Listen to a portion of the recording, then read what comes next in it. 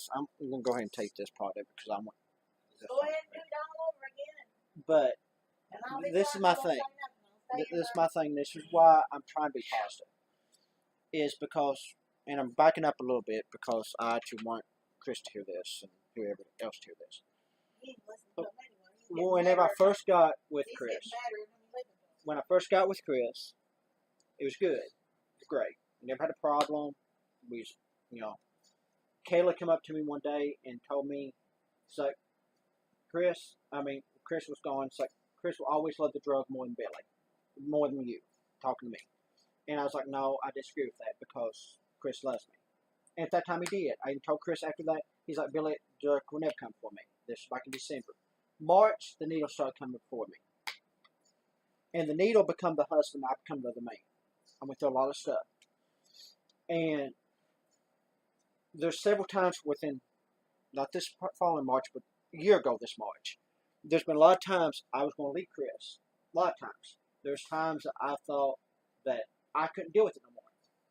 And it's one reason why I get so frustrated sometimes whenever, I'm trying to be positive and like I happened earlier, and I do accept your apology, but I'm just saying that's what kind of bothers me. Because I have, for the past year and a half, I have fought, I have pleaded, I've asked God why.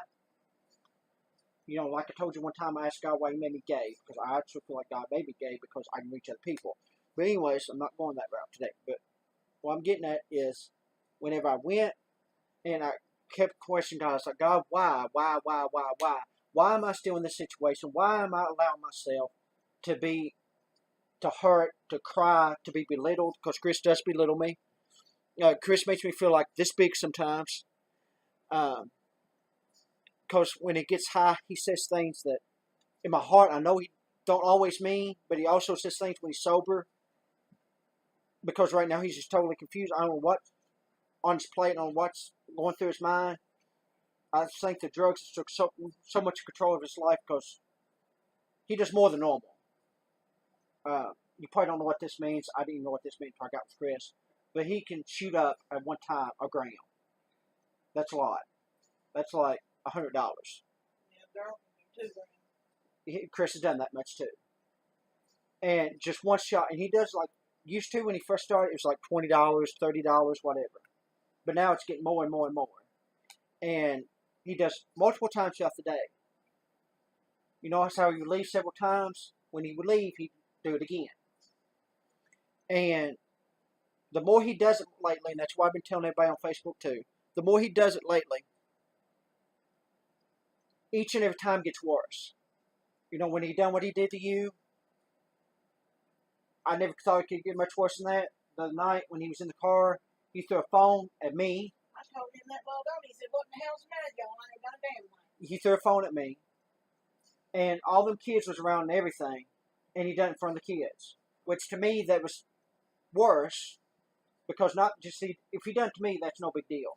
But when these kids are like, one's like 12, the others was like under 6. That's what I was saying. He's being a fool for him because he just said, well done. What the hell's the matter, y'all? I never done a damn thing. Because he don't remember sometimes when he gets so high. He blacks out. He don't remember nothing. And that's another reason why I do these videos and why I want other people to do these videos, because I want him to see. I even told somebody today, I was like, I want to hear the negative because Chris stole off people. I want to hear the negative. If somebody stole off of you, post it. If somebody's made you feel like this big, like Chris made me feel before, tell it.